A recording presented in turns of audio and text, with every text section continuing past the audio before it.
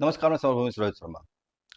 माओवादियों की ओर से एक पत्र जारी हुआ है, प्रेस विज्ञप्ति। वो प्रेस वक्तव्य जो है 13/6 को जारी किया गया था और ये जो है पश्चिम बस्तर डिवीजन कमेटी की ओर से मोहन ने मोहन के हस्ताक्षर से जारी किया गया। ये प्रेस विज्ञप्ति कई चीज़ों को दिखलाता है और चीज़ें बताता है कि किस तरह से इन चंद दिनों में इन पर ज़्यादा हमले हुए हैं और क्या स्थिति रही है। माओवादियों पर लगातार हमले हुए हैं और जैसा कि अमित शाह ने कहा था, ये हमले ज़्यादा ही संकेंद्रित किए गए थे। जो प्रेस विज्ञप्ति आया था बासव राज की मौत के बाद, उस प्रेस विज्ञप्ति में स्पष्ट कहा गया था कि शांति वार्ता का जो प्रस्ताव था वो बासव राज की तरफ से ही दिया गया था। उनके ही तरफ से ये चीज़ निर्धारित की गई थी और मतलब ये कि बासव राज की जो शांति वार्ता के पक्षधर थे, उनकी भारत सरकार ने हत्या कर दी, पुलिस ने हत्या कर दी। हालांकि उनके बाद भी हत्याकांड रुका नहीं और इसके बाद भी जो है नेशनल पार्क एरिया में या फिर अन्य जगह पर कई सारे माओवादी लोग मारे गए। अब 13 तारीख को यानी परसों माओवादियों की ओर से एक प्रेस विज्ञप्ति जारी किया गया है। ये प्रेस विज्ञप्ति अपनी इन चीज़ों को बताते हुए कहता है ये प्रेस विज्ञप्ति जो है आपको पश्चिम बस्तर डिवीजन कमेटी की ओर से जारी किया गया है, जो कि आपको अ, मोहन के जो सेक्रेटरी हैं पश्चिम बस्तर डिवीजन कमेटी के, उनके हस्ताक्षर से जारी किया गया है। यह प्रेस विज्ञप्ति बताता है कि 3 जून 25 के दिन में विष्णुदेव सरकार ने 3 जिलों की अन्य बलों को तैनात करके नेशनल पार्क एरिया में ऑपरेशन कगार चलाया। इस अभियान को कड़ी से कड़ी निंदा करें।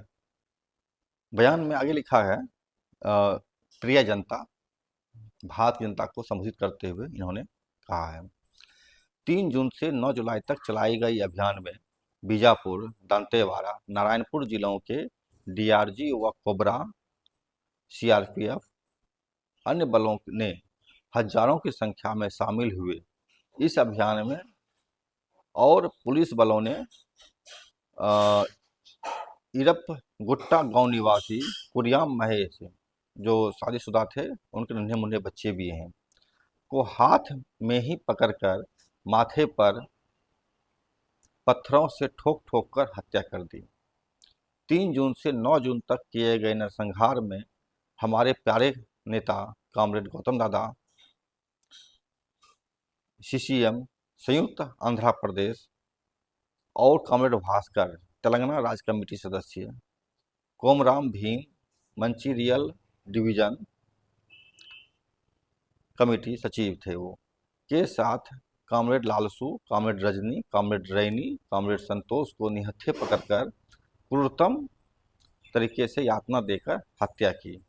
इस नरसंहार को हमारी पश्चिमी बस्तर डिविजनल कमेटी कड़ी निंदा करती है और इस नरसंहार के खिलाफ सभी तबके की शोषित उत्पीड़ित जनता आवाज बुलंद करें। मैंने पहले भी बताया था आपको, नेशनल पार्क एरिया में जो लगातार इनके जो सेंट्रल कमेटी मेंबर थे, गौतम दादा या सुधाकर और भास्कर, इनको निहत्थे पकड़ कर के मारा गया है और ये फेक इनकाउंटर था। इसमें कहीं से भी जो है मुठभेड़ होने की बात नहीं आई है। ये जो है गिरफ्तारी के बाद जो है लगातार तुरंत आपको तेलंगाना नागरिक सुरक्षा मंच की तरफ से भी जो है इसमें बयान आया था कि इन लोगों को मारा ना जाए और जो आप कार्रवाई कर सकते हैं जेल में प्रोड्यूस कीजिए या कोर्ट में प्रोड्यूस कीजिए। बहरहाल इस बात की पुष्टि माओवादियों के द्वारा जारी किया गया यह पत्र भी स्पष्ट करता है कि इन लोगों की फर्जी मुठभेड़ में ही हत्या हुई थी। आगे ये लिखते हैं, इन 7 जनप्रिय कॉमरेडों का पश्चिम बस्तर डिवीजन कमेटी दुख व्यक्त करती है। शोषित उत्पीड़ित जनता को लूटी समाज से विमुक्त कराने के लिए काम करते शहीद हुए कॉमरेडों का बलिदान कभी व्यर्थ नहीं जाएगी। वे सभी कॉमरेडों को पश्चिम बस्तर डिवीजन कमेटी श्रद्धासुमन अर्पित करती है।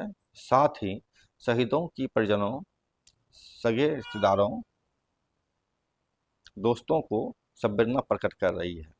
शहीदों को का आदर्शों को ऊंचा उठाते हुए उनके आशय और अधूरा सपनों को साकार करते हुए दृढ़ संकल्प के साथ काम करने वाले क्रांतिकारियों को पश्चिम बस्तर डिवीजन कमेटी अपील कर रही है। सरकार शांति वार्ता से भाग रही है माओवादियों से। माओवादी लगातार शांति वार्ता के पक्षधर रहे हैं और शांति के लिए अपील भी करते रहे हैं। उन्होंने युद्ध विराम भी किया था, लेकिन जो जो शांति वार्ता के लिए काम कर रहे हैं माओवादियों की तरफ से प्रतिनिधि बनते हैं, उनकी भारत सरकार ठंडे दिमाग से हत्या कर देती है। ज्ञात हो कि जब सीपीआई माओवादी का स्थापना हुआ था, उस वक्त भी जो है माओवादी और आंध्र प्रदेश से सरकार के साथ वार्ता चल रही थी।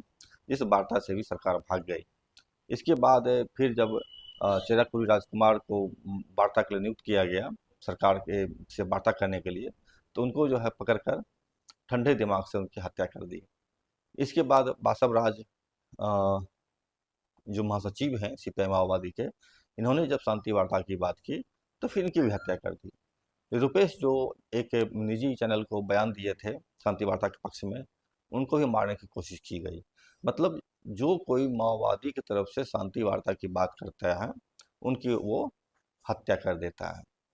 तो ये एक सवाल उठता है कि आखिर शांति क्यों नहीं हो पा रहा है बस्तर में। सीधा जवाब होता है, सरकार नहीं चाहती है बस्तर में शांति हो। सरकार हमेशा खून बहाने का पक्षधर है और यह चीज़ ये दर्शाता है कि जब तक ये सरकार नहीं चाहेगी, बस्तर में शांति नहीं होगी। ये शांति माओवादियों के हाथ में नहीं है, यह शांति सरकार के हाथ में है, चाहे वो भारत सरकार हो या फिर वो राज्य सरकार हो। यही लोग अशांति फैला रहे हैं, हत्या कर रहे हैं, महिलाओं से बलात्कार कर रहे हैं, बच्चों को काट रहे हैं, फेंक रहे हैं, मार रहे हैं। आगे इस विज्ञप्ति में लिखा हुआ है, दरअसल मैं यहाँ की क्रांतिकारी आंदोलन को खत्म कर यहाँ की मूल आदिवासियों को जल जंगल जमीन से बेदखल कर प्राकृतिक खनिज संपदाओं को देश विदेशी कारपोरेट घरानों को सौंपने के लिए ऑपरेशन कागार नाम से यह नरसंहारें चला रही है। इस अभियान के दौरान आरापल्ली गांव के 2 ग्रामीण, अन्नापुर गांव के ग्रामीण पास के नदी में मछली पकड़ रहे 25 लोगों को पुलिस पकड़ कर ले गई, लेकिन उन्हें मीडिया के सामने पेश नहीं किया। उन्हें तुरंत कोर्ट में पेश करें। यह बहुत बड़ा सवाल उठा रहे हैं लोग हैं कि 25 लोगों को जो मछली पकड़ रहे थे, उनको पकड़ा है पुलिस ने और अभी तक उसको जो है कोर्ट में प्रोड्यूस नहीं किया है। कोर्ट में प्रोड्यूस करने के लिए बात ये कह रहे हैं। एंडापल्ली, इरपगुट्टा, सिन्ना काकलेर, बेद्दा काकलेर और अन्नापुर टक्का मेट्टा बीच के जंगलों में तारीख 6 जून के 12 बजे से लेकर के अगले दिन 7 तारीख के सुबह 5 बजे तक पुलिस वालों ने रुक रुक कर आधुनिक हथियारों से फायरिंग की। इस दिन में एक युद्ध का माहौल बना हुआ था। आसपास गांव की जनता नींद से तड़प रहे थे। पूरी जनता डरी हुई है। अभी भी इस क्षेत्र की जनता जंगलों में घूमना फिरना बंद कर दिया है। डर का दहशत से जनता बाहर नहीं निकले हैं, बहुत डरे हुए हैं। इसलिए हम बुद्धिजीवियों, मानवाधिकार संगठनों व जनपक्षधर पत्रकारों, आदिवासी जनहितैषियों और छात्र बेरोजगारों से अपील करते हैं कि ग्राउंड पर आकर निष्पक्ष जांच कर सच्चाई को दुनिया के सामने पेश करें। यह भी एक अजीब हालत है। 6 तारीख के 12 बजे से लेकर के 7 तारीख के सुबह तक रुक रुक कर फायरिंग। एक चीज़ ध्यान रखिएगा, जब जब रुक रुक कर फायरिंग करने की बात आ रही हो खबरों में, साफ समझ लिया जाना चाहिए कि किसी निर्दोष ग्रामीणों की फर्जी मुठभेड़ में हत्या की जा रही है या दहशत फैलाने के लिए फायरिंग की रही है। ये डीआरजी के लोग जो गुंडे हैं और सामाजिक तत्व हैं और ये पढ़े लिखे भी नहीं होते हैं। की बात ये है ये डीआरजी को जो भी पढ़ा लिखा है, जो भी पढ़ाया लिखाया गया है, प्रशिक्षण दिया गया है, इसको प्रशिक्षण माओवादियों ने ही दिया है। तो आज ये पुलिस के पास जाकर के माओवादियों के खिलाफ लड़ रहे हैं। इनकी यही विशेषता है कि माओवादियों को से लड़ते हैं, बस इसकी और कोई विशेषता नहीं है। अन्यथा ये असामाजिक तत्व है और माओवादियों की भाषा में कहें तो निरे गुंडे हैं। केंद्र राज्य में सत्ता पर काबिज ब्राह्मणीय हिंदुत्व फासीवादी बीजेपी सरकार द्वारा चलाई जा रही प्रतिक्रांतिकारी ऑपरेशन का लक्ष्य है नरसंहार और झूठी मुठभेड़ कर हत्या करना, निर्दोष आदिवासी ग्रामीणों को मार पीट कर प्रताड़ित करना एवं उन्हें गिरफ्तार कर झूठे केसों से जेलों में ठूसना। केंद्र राज्य सरकारें अपनी कारपोरेट अनुकूल नीतियों को अमल में लाने के लिए आदिवासी जनता के ऊपर हमला कर रही है। भोली भाली आदिवासियों से ही कुछ लोगों को डरा धमका के पैसे का लालच दिखाकर मुखबिर बना रहे हैं। इस तरह के सरकारी संयंत्र को अच्छी तरह समझकर सभी उत्पीड़ित तबके की जनता विरोध करें। इस नरसंहार की जिम्मेदारी भी केंद्र व राज्य सरकार की ही है। ये इनका यहाँ तक था प्रेस विज्ञप्ति। ये शासक वर्ग कितने खतरनाक है। इनका पूर्व स्वरूप जब अंग्रेज भारत में था और तब ये अंग्रेज जासूस हुआ करते थे, आरएसएस के नुमाइंदे। ये कितने बुरे किस्म के आताताई होते हैं, इसको इसी समझा जा सकता है कि धरती आबा के नाम से प्रसिद्ध बिरसा मुंडा, जिन्हें ये लोग आदिवासियों के नेता, महामानव, भगवान सब कुछ बोलते हैं। बिरसा मुंडा की हत्या किस तरह इन लोगों ने किया था, इसका एक वर्णन मैं सुनाता हूँ आपको। उस वक्त आज से 125 साल पहले 500 रुपये का लालच देकर अंग्रेजों ने बिरसा मुंडा को धोखा दिया था, पकड़वाया था। इस बात को माओवादी भी निश्चित कर रहे हैं कि पैसे का लालच देकर के आदिवासियों को गद्दार बनाया जा रहा है, मुखबिर बनाया जा रहा है। वो लिखते हैं है इसमें कि धरती आबा बिरसा मुंडा के आंदोलन को चलने के और उनकी गिरफ्तारी के लिए अंग्रेज ने मुंडा सरदारों की संपत्ति कुर्की की।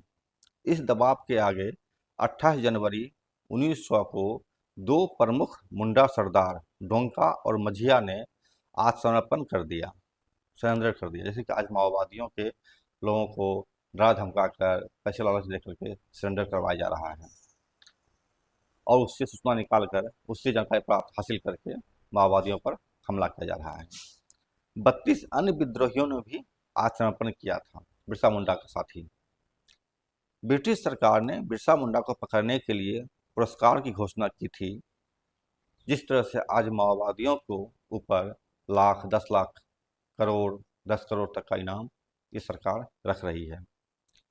कहा जाता है बिरसा मुंडा को गिरफ्तार करने के लिए खूंटी के 33 और तामर में 17 मुंडाओं को पुरस्कार दिया गया था। सिंगराई मुंडा नामक व्यक्ति ने उलगुलान के विद्रोहियों की खोज में ब्रिटिश सरकार की मदद की थी। उसने डोंका मुंडा सहित कई लोगों को गिरफ्तार कराया था। तब उसे 100 रुपये का नगद पुरस्कार मिला था। देखा आपने किस तरह से बिरसा मुंडा को खत्म करने के लिए प्लानिंग किया गया था। इतना ही नहीं, बिरसा मुंडा को गिरफ्तार करने के बाद 400 अन्य आदिवासियों को भी गिरफ्तार किया गया था और एक अभी मैं आंकड़ा पढ़ रहा था, समझ तो बिरसा मुंडा का ही मामला ही है, उसमें 20,000 आदिवासी जो लड़ रहे थे उनको अंग्रेजों ने गोलियों से भून दिया था। मतलब ये समझ लीजिए कि मत 6-7 मुखबिर कितने खतरनाक हैं, हो सकते हैं, इसका अंदाज़ा इससे लगाया जा सकता है कि यह लोग मुखबिरी भोले भाले आदिवासियों को ही मुखबिर बनाकर किस तरह से आदिवासियों को ही खत्म कर रहे हैं। इस चीज़ को डीआरजी वालों को समझना चाहिए कि आज उनकी उनकी भूमिका तभी तक है जब तक कि माओवादी उस क्षेत्र में है। माओवादी अगर खत्म हो गए तो डीआरजी को ही ऑलरेडी भंग कर दिया जाएगा, क्योंकि विभीषण की इज्जत तभी तक होती है जब तक रावण जिंदा होता है। रावण के मरने के बाद विभीषण का कोई अस्तित्व नहीं बचता, कोई इज्जत नहीं बचती। ये तमाम चीज़ें देख करके एक चीज़ समझ में आता है, भारत सरकार जिस तरह से आदिवासियों को कुचल रही है, आदिवासियों को मार रही है, आदिवासियों के भोले भाले लोगों को पैसे लालच दिखा करके गद्दार बना रही है, तोड़ रही है, यहाँ तक कि आदिवासियों के हित के सबसे सर्वोच्च नेता बासव राज तक की हत्या कर रहे हैं, यही आदिवासी मुखबिर बन करके करवा रहे हैं। सोचना चाहिए इस मामले पर देश के लोगों को कि आप आदिवासियों का साथ क्यों खोने दे रहे हैं। जो आज आदिवासी नहीं है, जो भारत के अन्य लोग हैं गैर आदिवासी, उनको ये सवाल जरूर पूछना चाहिए भारत सरकार के से कि आप इस तरह से आदिवासियों का नरसंहार क्यों कर रहे हैं, कब रोकिएगा इसको, और उसको तुरंत बंद करना चाहिए। अन्यथा वह दिन दूर नहीं होगा जबकि भारत एक बार फिर से गुलाम हो जाएगा, और फिर यही लोग आज से 100 साल के बाद यही बासव राज का गुणगान करेंगे, उनकी तारीफ करेंगे, उनके ही समय पर अपनी फूल माला अर्पित करेंगे, जैसे आज बिरसा मुंडा का कर रहे हैं। जिंदों का सम्मान क्यों नहीं करते हैं? जो जीवित हैं उनका सम्मान ये सरकार क्यों नहीं कर रही है? क्यों वह आदिवासियों को मार रही है? आदिवासी के साथ साथ देश के अन्य उन तमाम लोगों को धमकियां मिल रही है, हत्याएं की जा रही है, जेलों में ठूसा जा रहा है, जो कोई हक की बात करता है, जो कोई इंसाफ की बात करता है। अपने अनुयायियों को संदेश दिया था, निराश ना होना, यह मत सोचना कि तुम लोग को मैंने मझधार में छोड़ दिया है। मैंने तुम्हें सभी हथियार और औजार दे दिए हैं, तुम लोग उनसे अपनी रक्षा कर सकते हो। ये बिरसा मुंडा का संदेश था अपने साथियों के लिए। लेकिन वे गद्दार जो कल थे, आज भी हैं, आज भी वो सत्ता के चाटुकार बने हुए हैं, और बिरसा मुंडा के अनुयायी सीपीआई माओवादियों के लोगों को लगातार निशाना बना रहे हैं, आदिवासियों की हत्याएं कर रहे हैं। कल बिरसा मुंडा को मारने वाले आज माओवादियों को मार रहे हैं। नमस्कार, समरभूमि से रोहित शर्मा। आप इस चैनल को देखिए, लाइक कीजिए, सब्सक्राइब कीजिए, शेयर कीजिए, और सवाल जरूर पूछिए इस सरकार से कि आखिर वो आदिवासियों की हत्या क्यों कर रही है, इस देश के दलित, दमित, उत्पीड़ित तबकों को क्यों तंग कर रही है।